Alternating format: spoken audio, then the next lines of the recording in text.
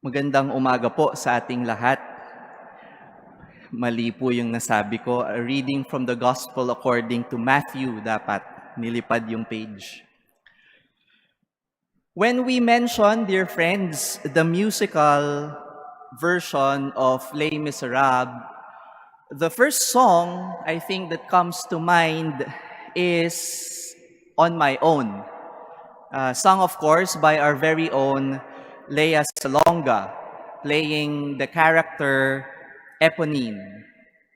Perhaps what most of us don't know is that she also actually played a different role, another character in the same musical, that of Fantine, who is actually the mother of Eponine. And Fantine's song is something I didn't know until I heard it used by Susan Boyle. I don't know if you know Susan Boyle from Britain's Got Talent in 2009. No? Tagal na, 2009. The song is entitled, I Dreamed a Dream. So you would have heard this song, I Dreamed a Dream. This song is a lament. It is sung by Fantine, very much anguished, who has just been fired from her job at the factory and thrown into the streets. So Fantine thinks back to happier days and wonders at all that has gone wrong in her life.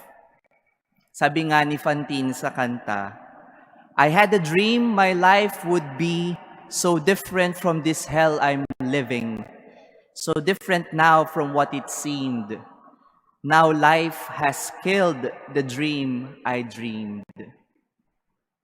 You could sense just by the words of the song how devastating life has been for this character, for Fantine.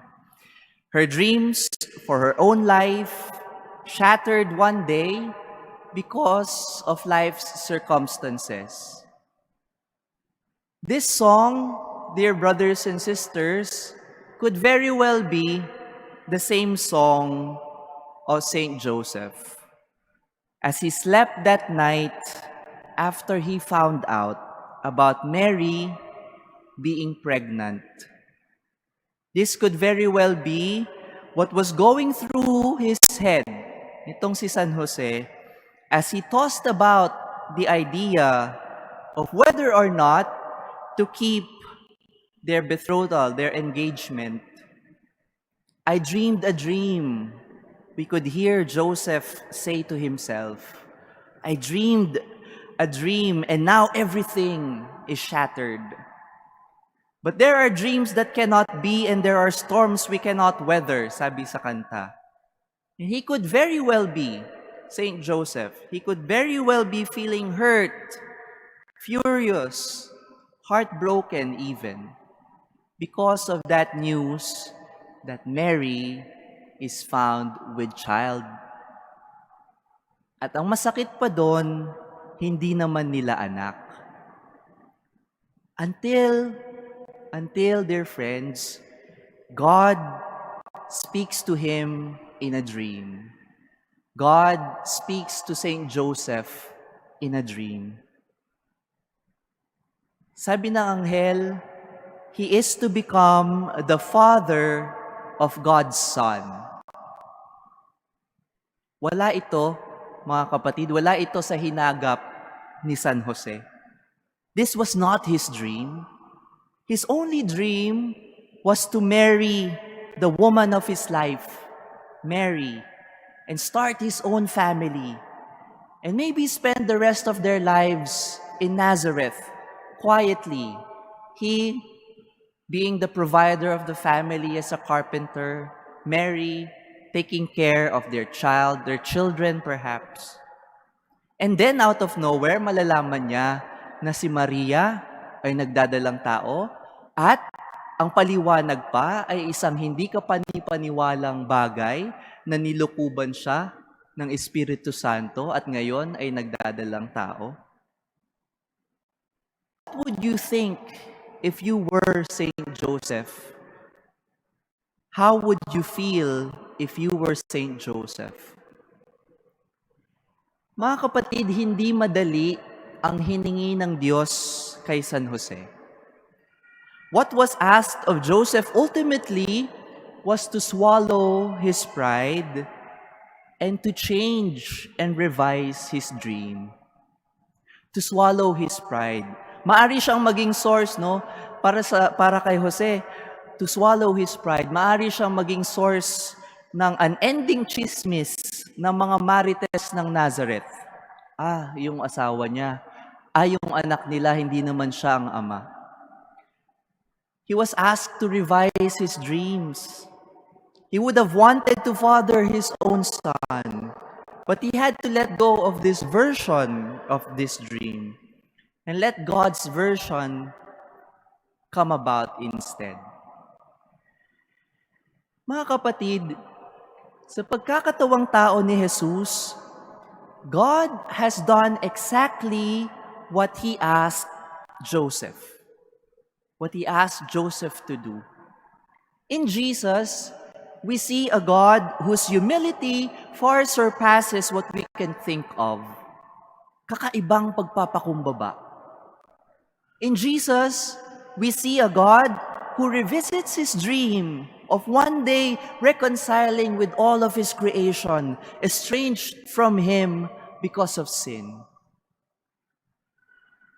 Mga minamahal na kapatid, maybe this is the same invitation for us 1 week before Christmas. Is there an area in your life where you are invited to swallow your pride? Maaring tayo ay nasaktan, napagtaksilan. Maybe our hearts were broken by someone that we cared for, someone that we love. Could it be that we are asked to take the necessary steps despite our pride telling us otherwise?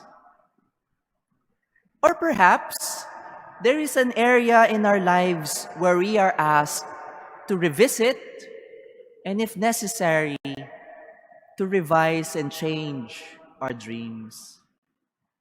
Baka meron tayong mga panaginip para sa ating sarili that already seem dead. Maybe there's a dream that we have nurtured for a long time, pero hindi pa rin natutupad because it is not in sync with God's dream for us. I think, mga minamahal na kapatid, this is where most of us fall short. When our pride gets in the way, more often than not, we lose sight of God's dream for us. It takes a lot of humility to give up our dreams and let God dream for us instead. More importantly, we fear God's dream for us because we are not entirely in control.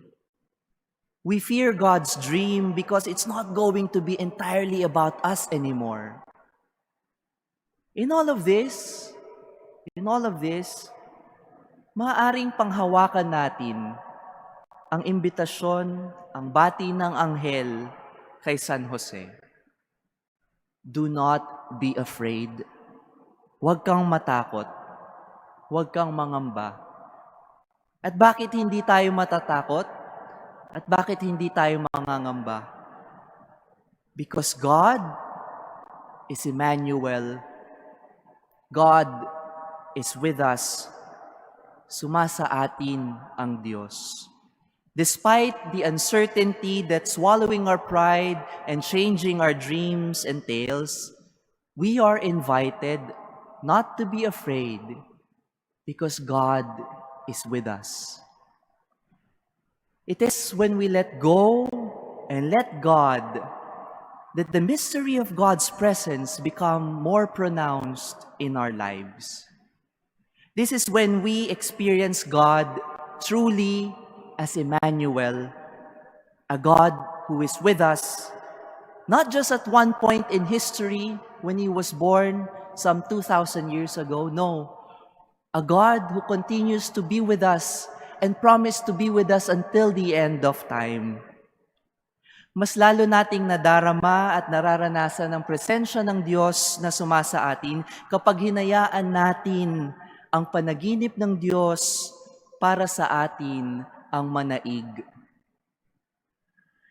Mga minamahal na kapatid, dear brothers and sisters, magpapasko na, malapit na ang Pasko, malapit na naman ang birthday ni Jesus, our Messiah and our Savior.